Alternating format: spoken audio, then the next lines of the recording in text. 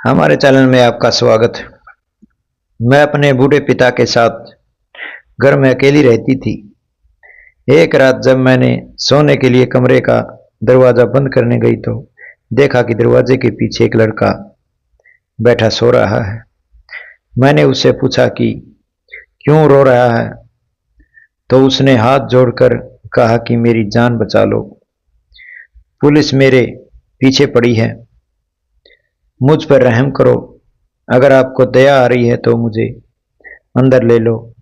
मैंने दया खाकर उसे अपने कमरे में सुला दिया और सुबह उसने नाश्ता करा के कहा कि अब चुपचाप यहाँ से निकल जाओ, अगर मेरे पापा ने देख लिया तो बहुत बुरा हो जाएगा। वह बहुत खुश होकर चला गया। कुछ देर बाद जब मैं अपने बिस्तर पर सोने लगी तो अचानक मेरी नज़र उसी लड़के पर गई और उसे ध्यान से देख रही थी। मेरी आंखें फटी की फटी रह गई और उनसे आंसू बहने लगे। मुझे लगा कि जमीन फट जाए और मैं उसमें समा जाऊं, क्योंकि वह लड़का कोई और नहीं बल्कि मेरा अपना भाई दीपक था। मैंने रोते हुए कहा कि भाई, मैंने कितनी बार तुमसे कहा कि आवारा दोस्तों का साथ छोड़ दो, वरना मेरे लिए इससे बुरा कोई नहीं होगा, लेकिन तुमने मेरी एक न सुनी। पापा भी तुमसे नाराज रहते थे, क्योंकि मोहल्ले का एक बुजुर्ग बार बार शिकायत करता था कि दीपक और उसके दोस्त सड़क पर खड़े होकर शरीफ लोगों को तंग कर रहे हैं और आती जाती लड़कियों को परेशान करते। जब पापा ने यह सब सुना तो बहुत गुस्सा हुए और भाई को डांटते हुए कहा कि तुम्हारी परवरिश व्यर्थ गई, कल से तुम मेरे साथ दुकान पर बैठोगे, क्योंकि अब मेरी बूढ़ी हड्डियों में इतनी ताकत नहीं बची कि सारा दिन मेहनत कर सकूं। पापा का यह फैसला सुनकर दीपक चुपचाप वहां से चला गया। दीपक मुझसे 15 साल बड़ा था, लेकिन मुझे बड़े भाई की तरह मान सम्मान देता था। माँ की मौत के बाद पापा ने हम दोनों को पाला था और जब मैं बड़ी हुई तो घर का पूरा जिम्मा पापा और भाई को संभालने में मेरी भी हाथ रहा। इसलिए भाई और पापा मुझे बहुत मानते थे। एक बार भाई ने मुझसे कहा कि अगर तुम रास्ते में कहीं जाओ और कुछ आवारा लड़के तुम्हें देखकर हंसी ठिठोली करे तो क्या तुम्हें अच्छा लगेगा? मैंने सिर हिलाकर कहा कि मैं तो उनकी जान ले लूंगी। फिर मैंने उसे समझाया कि जो लड़कियां तुम्हारे और तुम्हारे दोस्तों की वजह से परेशान होती हैं, वही भी तो किसी की बहनों और बेटियां हैं। तब भाई शर्म से सिर झुकाकर खड़ा हो गया और बोला, मीरा, तुम बिल्कुल सही कहती हो, कल से मैं पापा के साथ दुकान पर जाऊंगा और तुम्हारा भी ख्याल रखूंगा। भाई की यह बात सुनकर मैं बहुत खुश हुई और घर के कामों में लग गई। लेकिन तभी कुछ ही घंटों बाद मोहल्ले में शोर शराबा मचा गया। लोग चिल्ला रहे थे, देखो देखो, कोई मर गया। मेरा दिल धड़क उठा। तभी एक आदमी हमारे घर आकर बोला, पर्दा डालो, लाश आ रही है। पापा रोते रोते कह रहे थे, बेटा, तुम हमें छोड़कर क्यों चले गए? अब तो आराम के लिए आने वाले थे, तुम दुकान संभालने वाला था। जब मैंने लाश पर नजर डाली तो मेरे पैरों तले जमीन खिसक गई, क्योंकि वह मेरा अपना भाई दीपक था, जिसकी अर्थी हमारे घर से उठ रही थी। पिता बार बार गिर पड़ रहे और मोहल्ले वाले उसे संभालते रहे। दीपक की अर्थी हमेशा के लिए हमें छोड़कर चली गई और घर में सन्नाटा और दुख छा गया। पापा मुझे छिपाकर दिन भर रोते रहते और मैं प्यास लगने का बहाना बनाकर आंसू बहा लेती, ताकि पापा को मेरी हालत का पता न चले। मैं भी अपने जवान बेटे की मौत पर रो रही थी। पिता की कमर टूट चुकी थी, वह खुद भी अब बहुत बूढ़े हो चुके थे। एक दिन वे मेरे पास आकर बैठ गए और कहने लगे, मीरा, जीवन का कोई भरोसा नहीं, कब क्या हो जाए। इंसान पलक झपकते ही मर जाता है। बेटे दीपक को देखकर मैं कितना टूट चुका हूँ। मेरा दिल पूरा भीग गया है। मैं वह पिता हूँ जिसका जवान बेटा मर जाता है। ऐसे पिता ज्यादा जीते नहीं हैं, इसलिए मैं चाहता हूँ कि अपने हाथों से तुम्हें विदा कर दूं, तुम्हारी शादी कर दूं, ताकि मेरे जाने के बाद तुम अकेली न रहो। यह सुनकर मैं रोने लगी और पिता से कहा कि ऐसे कठिन समय में मैं आपको छोड़कर नहीं जाऊंगी। तब उन्होंने मेरा सिर सहलाते हुए कहा कि मीरा, जिस दिन मुझे तुम्हारे लिए कोई अच्छा लड़का मिलेगा, मैं तुम्हारा रिश्ता तय कर दूंगा और तुम्हें अपने घर से विदा करूंगा। वे भाई को याद कर करके आंसू बहाते रहते थे और मेरे लिए अच्छा रिश्ता ढूंढते हुए परेशान रहते। लेकिन अच्छा रिश्ता मिलना बहुत मुश्किल हो गया था, क्योंकि लोग अपनी मजबूरियों के बीच भी लालच नहीं छोड़ते थे।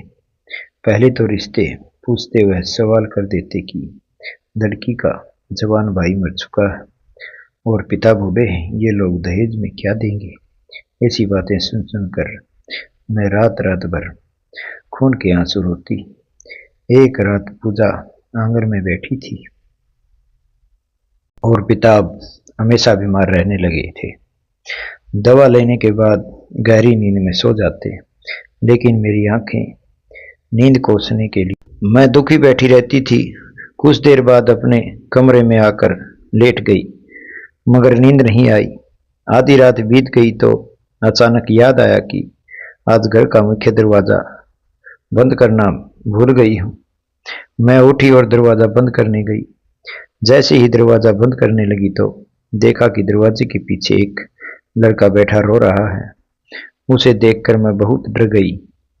पहले तो चोर समझकर चिल्लाई, लेकिन वह तेजी से मेरी ओर बढ़ा और मेरे पैरों के पास आकर बैठ गया।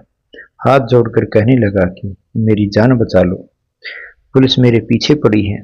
वह लड़का मुझे मेरे भाई दीपक की उम्र का लगा।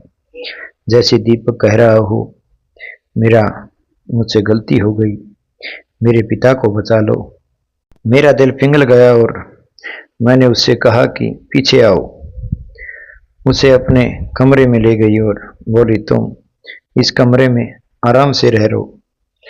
यह कहकर जब मैं जाने लगी तो उसने मुझे आवाज देकर कहा कि मैं तो कह रहा हूं कि पुलिस मेरे पीछे पड़ी है, तो तुम्हें यह भी पता नहीं होगा कि पुलिस अच्छी होती है। अगर इंसान बुरा न हो तो पुलिस भी उसके पीछे नहीं पड़ती। तब मेरी आंखें नम हो गई और मैंने उससे कहा कि मेरा एक भाई था दीपक, जब भी वह गलती करता तो पिता से बचने के लिए मेरी ही शरण में आता था, ठीक वैसे ही जैसे आज तुम आए हो। जब मैंने मदद के लिए उसको पूछा तो मैंने सोचा, तुम क्या जानो, भाई की आत्मा मदद करना और उसे शांति मिलना। यह सुनकर वह लड़का थोड़ा उदास हो गया और कहने लगा कि भाई की मौत के बारे में सुनकर बहुत दुख हुआ। मेरा नाम किशन है, मैं अपनी मदद कर सकूंगा। मैं पूरी कोशिश करूंगा कि उसकी मदद कर सकूं। यह सुनकर मैं कमरे से बाहर आई और सोने चली गई। हमारे घर में केवल 2 कमरे थे। एक में मैं और पापा सोते थे और दूसरे में उस लड़के को ठिकाना दिया गया था। अब मैं सोच रही थी कि मैंने एक अनजान व्यक्ति को अपने घर में रहने की अनुमति क्यों दी, और उससे भी ज्यादा आश्चर्य की बात यह थी कि मुझे किसी प्रकार का डर नहीं लग रहा था। रात भर वह भगवान का नाम लेती रही और सुबह मैं जल्दी से नाश्ता बनाकर किशन को जगा दिया। नाश्ते के दौरान किशन हैरान था और कहने लगा, अब तुम चुपचाप यहाँ से निकल जाओ, अगर पापा देख लेंगे तो जल्दी मुश्किल हो जाएगी। उसने नाश्ता किया और धन्यवाद देकर चला गया। थोड़ी देर बाद पापा भी जाग गए और मैं किशन के बारे में सोचने लगी, यह गरीब लड़का कौन है, उसकी मजबूरी क्या थी। फिर मैं अपने घरेलू कामों में व्यस्त हो गई, लेकिन रात को फिर किशन की याद आई। कुछ देर बाद मुझे किसी की दीवार खटखटाने की आवाज़ सुनाई दी। मैं जल्दी घर से बाहर आई तो देखा किशन मेरे सामने खड़ा था और बोला कि आज मुझे ठिकाना दे दो। मैंने उसे अपने कमरे में ठहराया। जब वह जाने लगा तो उसने मुझसे पूछा कि यह बात तुम्हारे भाई से छिपी है। यह सुनकर मेरी आंखों से आंसू बहने लगे और मैंने कहा कि भाई के जाने के बाद पापा पूरी तरह से टूट गए हैं। दुकान बंद है और अब घर में खाने के लिए कोई भाई नहीं है, इसलिए ऐसा लगता है कि जैसे कुछ भी नहीं बचा है। किशन ने कहा कि तुम्हें चिंता करने की जरूरत नहीं, मैं मुश्किल में तुम्हारा साथ दूंगा। उसने मुझे नाम पूछा। मैंने कहा मेरा नाम मीरा है। भाई की मौत के बाद मैं बहुत डरती थी, लेकिन इन 2 रातों में ऐसा लगा कि मुझे डर नहीं, ऐसा जैसे भाई ने कोई भेजा है और मैं सुरक्षित हूँ। मैं बाहर आई तो बिस्तर पर लेट गई, लेकिन आज फिर किशन का चेहरा बार बार मेरी आंखों के सामने आ रहा था। उसकी एक अजीब सी चमक थी और हमारे साथ था। सुबह से पहले मैंने उसे नाश्ता कराया, वापस भेज दिया। जब पापा जागे तो उनकी हालत बहुत खराब थी। हमें उस किसी की जरूरत, इसलिए मैं रोती रही और भगवान से प्रार्थना करती रही कि किसी मुश्किल समय में हमारे लिए कोई मदद भेज दे। सुबह 9 बजे किसी ने हमारे घर के गेट पर दस्तक दी। जब मैंने उठकर दरवाजा खोला तो पापा मना कर रहे थे, बाहर मत जाओ, तुम्हारा स्वास्थ्य अच्छा नहीं। मैं देख लूंगा। लेकिन थोड़ी देर बाद पापा बाहर गए और जब वो आसपास तो किशन को अपने साथ लेकर बहुत खुश हुए। यह कहानी कैसी लगी सब्सक्राइब करें, लाइक करें, कमेंट करें। जय श्री राम। धन्यवाद दोस्तों।